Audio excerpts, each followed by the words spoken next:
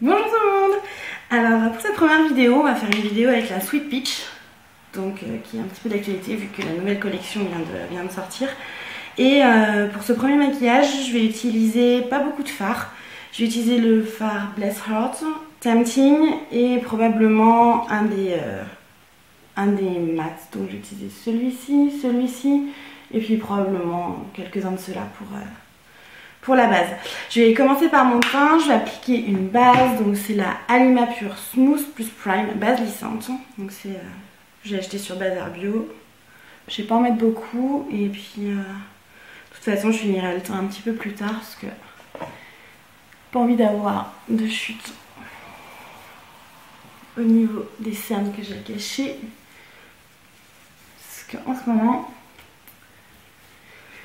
les cernes c'est un peu compliqué.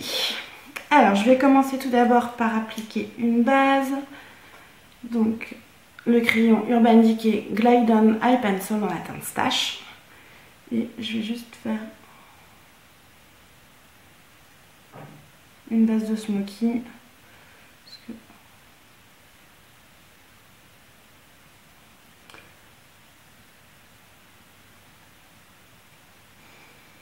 les cernes c'est une catastrophe. Merci les nuits. Ça n'aide pas du tout. On va essayer d'améliorer un peu ça.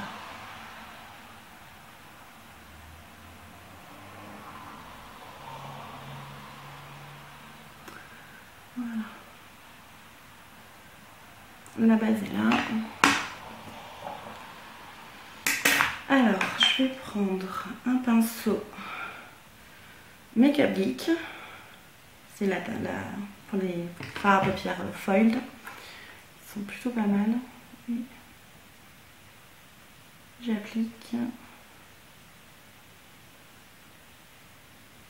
selon un peu la forme de mon œil en fait. J'aime pas quand ça remonte trop haut. Du coup, j'applique vraiment juste au niveau de la paupière mobile. Et puis après, j'estomperai avec une couleur de transition un peu plus neutre. Voilà, à peu près. Bon, j'ai pas les yeux symétriques, donc du coup, il y a forcément un moment donné où c'est un peu moins.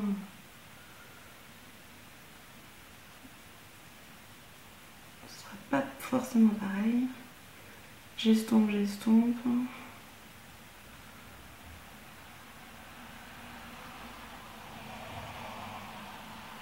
Donc c'est un patient Zoeva, franchement ils méritent leur réputation, ils sont vraiment bien.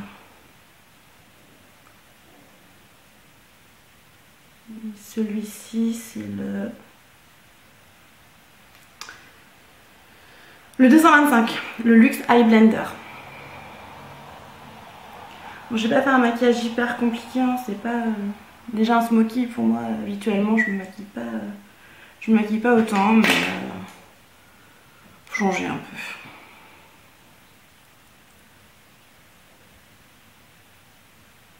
Je réapplique un peu, pareil, je restompe.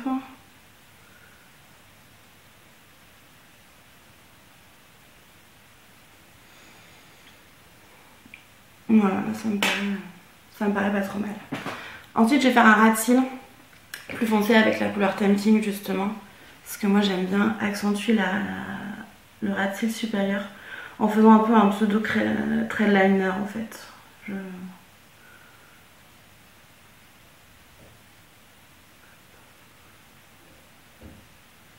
Il est hyper pimenté.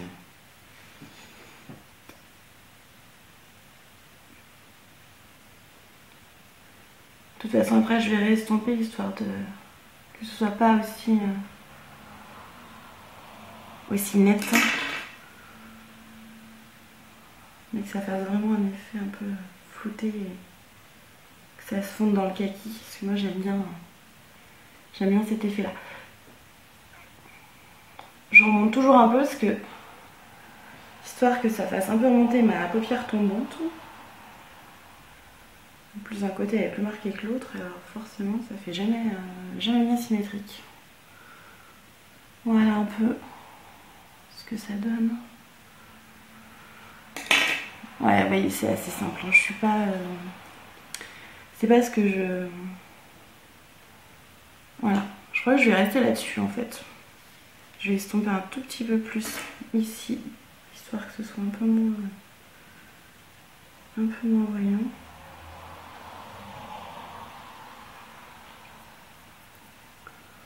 Voilà. Et au doigt, je vais appliquer la teinte Nectar juste sous l'arcade. Voilà, c'est super. Ça donne un tout petit peu de lumière.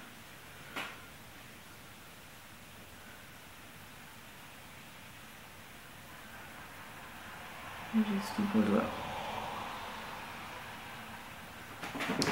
Ensuite, voilà à peu près ce que ça donne. Ouais, quand on aura enlevé les cernes, caché les cernes, ce sera quand même mieux parce que là, ça fait un peu peur. Je prends un crayon noir, donc là c'est un crayon de marque coréenne de chez Clio, qui est pas mal du tout. Il est noir, il y a un peu de paillettes à l'intérieur, mais il tient vraiment bien. Et pour avoir testé plein de crayons noirs dans la muqueuse, c'est vraiment compliqué quoi. Avec le transfert, à chaque fois je me retrouve avec des yeux de panda, chaque fois c'est compliqué. Du coup je vais en mettre à l'intérieur de la muqueuse supérieure et aussi la muqueuse de la pierre inférieure. Hop. Ça c'est un truc que je fais souvent. J'aime bien avoir, vu que j'ai pas beaucoup de cils, j'aime bien avoir la ligne un peu définie quand même.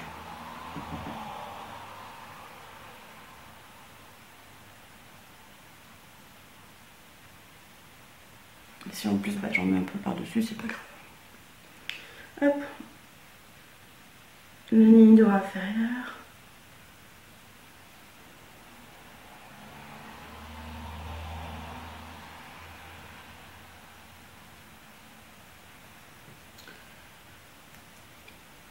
C'est des crayons qui sont rétractables, donc ça c'est cool. Il n'y a pas besoin de détailler. Et pour finir le maquillage des yeux, je reprends de la couleur kaki et là je viens flouter bien les bords pour faire un rappel. Voilà. Bon, c'est clairement un maquillage que je fais pas tous les jours, mais de temps en temps j'aime bien, je trouve que ça change. Et ça donne un aspect un peu smoky, mais pas non plus hyper... le smoky noir vraiment qui durcit les traits au final, parce que j'ai pas des grands yeux, donc dès que je fais un smoky foncé, je me retrouve avec des tout petits yeux, on voit plus rien du tout. Donc c'est vraiment pas... Je trouve que c'est pas hyper joli. Hop. Je refonce un peu la ligne des cils, histoire de vraiment bien la marquer. Et ensuite, avec le noir qui reste, hop, je la floute bien. Voilà pour les yeux. Hyper simple. Hein. C'est vrai que moi j'aime pas les trucs hyper compliqués. Et pour finir, je vais faire un tout petit point de lumière avec toujours la teinte Nectar que je remets au niveau du coin interne de l'œil. Ici. Bon, vraiment il est tout petit, mais... Voilà. Et j'estompe. Pareil, c'est un pinceau Make-up Geek. C'est le Outer V Brush, mais bon. J'ai pas des masses de pinceaux, donc j'utilise ceux que j'ai. Voilà pour le maquillage des yeux. C'est assez simple. Je vais finir avec les cernes et les sourcils aussi. Alors les sourcils, j'ai fait une micropigmentation, c'était à Paris. Et c'était sympa au début, mais je trouve que sur ma peau en fait ça vire au rouge de temps en temps. Et c'est pas hyper joli. Donc ce que je fais maintenant, j'attends juste que ça s'estompe. Je prends un peu de correcteur. Donc celui-ci c'est le Spice de chez Anima Pure, que je vais utiliser en fond de teint en fait. Donc je le mets à ce niveau là, je le floute et je viens en fait dans les sourcils pour essayer d'estomper un peu la couleur et atténuer un peu le rouge, surtout au niveau du coin externe et sur toute la ligne. Après j'ai passé une petite brosse pour pas qu'il y ait de matière, mais au moins je trouve que ça atténue bien la teinte rouge. Ça va faire 2 ans à peu près. Ouais, ça fait 2 ans que je l'ai faite. Et je referai pas. Enfin, peut-être que maintenant les techniques ont évolué et que c'est un peu mieux, mais je trouve que il y a 2 ans, c'était pas forcément ce qui est le plus adapté.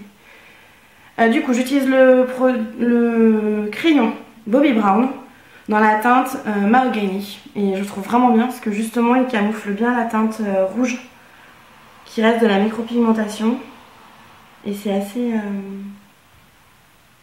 mais il est pas trop dur non plus. Enfin, la teinte est... Je trouve plutôt bien. Et je suis un tout petit peu la ligne. Je floute bien.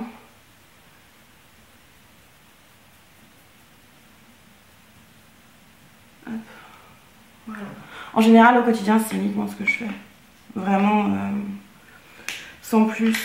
Sinon, si vraiment j'ai envie ou d'un résultat où j'ai pas envie de mettre de crayon, je prends le Boy Brow de chez Glossier. Donc dans la teinte brown. Donc c'est le Boy Brow. Qui est pas mal du tout. Et j'en mets un tout petit peu au niveau de la tête en fait. Histoire de... Voilà.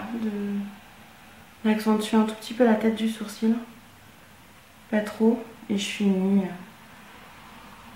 voilà, au niveau de l'arche. Pour bien fixer les sourcils. Bon, il est vraiment bien. J'ai découvert il n'y a pas longtemps et c'est un super bon produit. Pour le reste du teint, je vais pas mettre grand chose. Je vais surtout corriger mes cernes parce que là, ça plombe, c'est une catastrophe. Donc j'utilise le produit de chez NYX. C'est le correcteur pour les cernes du coup. De chez, voilà, de chez NYX. Et la teinte c'est Medium. Et il y a une légère teinte abricotée. Et je trouve que ça défatigue instantanément le regard. Donc j'ai pris sur un pinceau, toujours un pinceau Zoeva. Ils sont vraiment bien. Et je viens l'appliquer en dessous. Histoire d'atténuer un peu la couleur de mes cernes qui est vraiment en ce moment c'est vraiment pas top.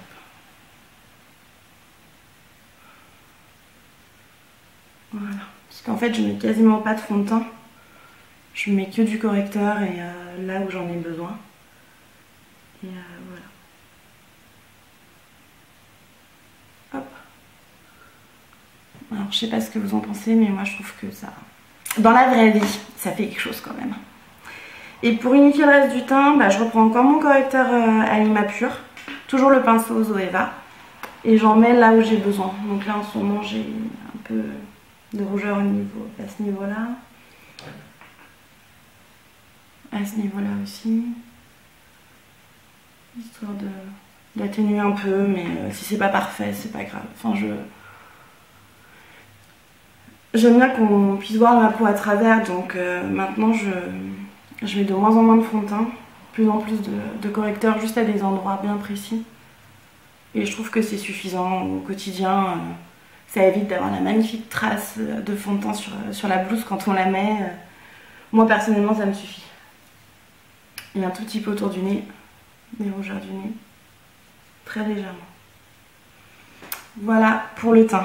Vous voyez, c'est rapide, hein, c'est pas forcément plus que ce que je fais au quotidien. Et pour le blush, alors c'est le Kjaerweis, hyper difficile à prononcer. Et la teinte, impossible de me rappeler la teinte que c'est, puisque c'est dans un pan comme ça. Et je me rappelle plus la teinte exacte. Je la rajouterai dans la barre d'infos si vraiment ça vous intéresse. Il est pas mal du tout, c'est un blush pour tous les jours qui est vraiment top. Il fait vraiment un effet bonne mine en restant assez lumineux, je trouve. Pas mal du tout. Voilà pour le blush. Je vais rajouter un peu dans le lumineur, c'est celui pareil que j'utilise tous les jours. C'est le RMS. Oups. Le Living Luminizer. Lui, il est vraiment top. Enfin, ça fait un effet lumineux sans aucun effet de matière et ça se fait tellement bien.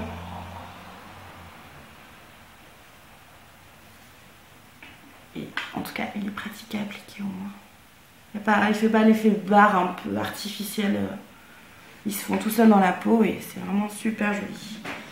Pour la poudre, bah, je l'ai oublié. Enfin, j'allais la récupérer. J'ai oublié aussi de me recourber les cils. Indispensable. Recourber cils. Donc ça, c'est un Etude House que j'ai ramené de Corée. Et le mascara, bah, c'est que les mascaras asiatiques en fait. Il n'y a que ceux-là qui tiennent vraiment la courbure, qui sont waterproof vraiment et qui en plus transfèrent pas sur la paupière supérieure. En tout cas, transfèrent moins que les mascaras qu'on trouve chez Sephora, les Lancôme, les Dior. Même les formules waterproof, je trouve qu'ils tiennent pas tant que ça sur les paupières asiatiques. C'est un petit peu pénible. Donc recourbe-cils et mascara. Et énormément de mascara.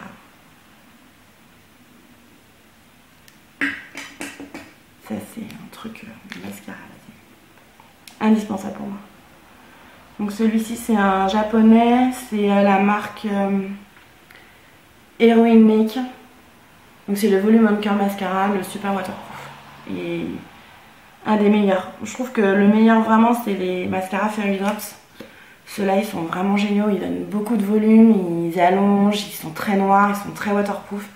Eux, vraiment, ils sont... Je crois que c'est vraiment les meilleurs mascaras que j'ai testés pour le moment. Après,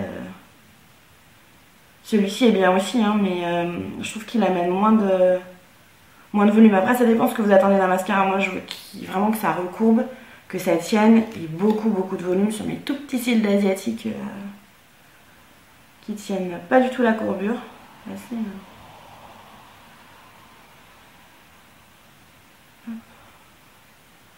Bon, j'en mettrai une deuxième, troisième, quatrième couche, sixième couche, au moins. Il faut ça, hein. Parce que sinon, ça retombe d'un seul coup et c'est trop moche. Hop, deuxième œil.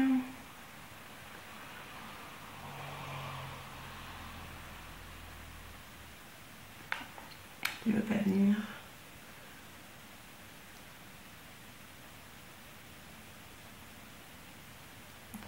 Aujourd'hui, c'est pas le bon jour pour cet œil-là. Voilà.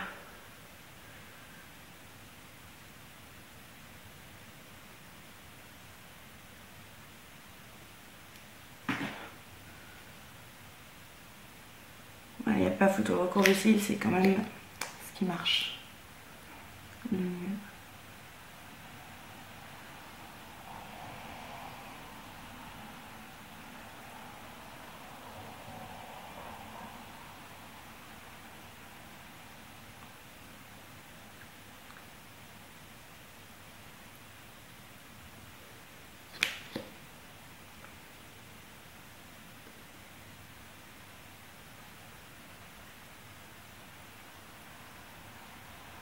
Bon, les couches de mascara, c'est long, mais au moins, après.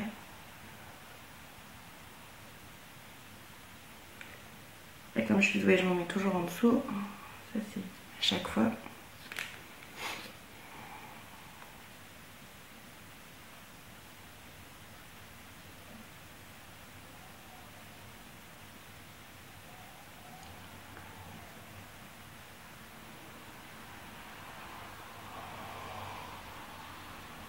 Voilà. Ah, j'ai pas mis de baume à lèvres avant. C'est le Skin and Tonic. C'est dans la teinte. Dans le parfum menthe. Du coup, ça fait un effet un peu frais et assez surprenant.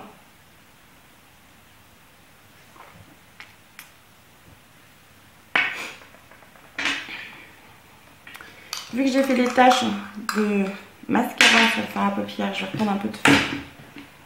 Donc Bless Her Heart. Et j'en réapplique un tout petit peu là où j'ai fait des taches. Voilà. Bon, quand ça va foncé, ça marche bien. Quand c'est plus clair, je gratte, j'attends que ça sèche. Je gratte avec un petit goupillon et j'en mets comme ça enlève. Et une autre couche de mascara, histoire de bien masquer le mascara.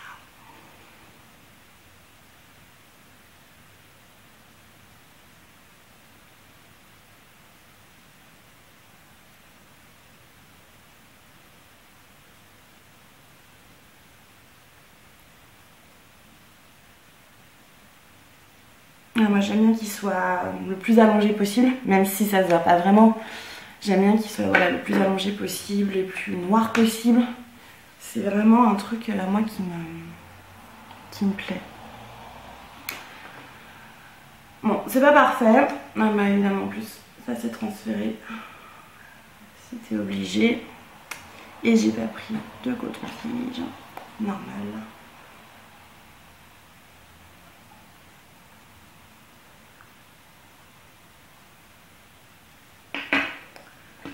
C'est pas grave. De toute façon, c'est pas parfait.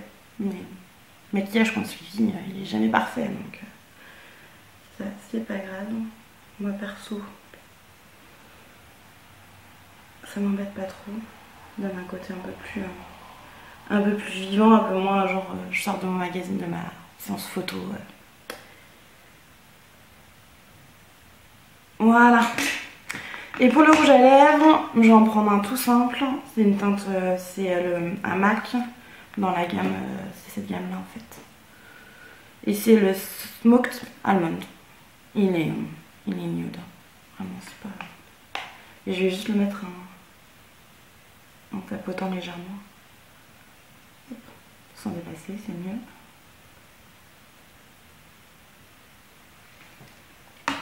Pour un effet un petit peu nude. Et finalement en fait je vais pas particulièrement poudrer. J'aime bien le résultat comme ça. Ça fait assez voilà, on voit ma peau à travers, c'est exactement moi ce que j'aime. Bon bah c'était ce premier maquillage, du coup vous allez voir la version de Winnie et la version Delphine sur cette palette là. A plus!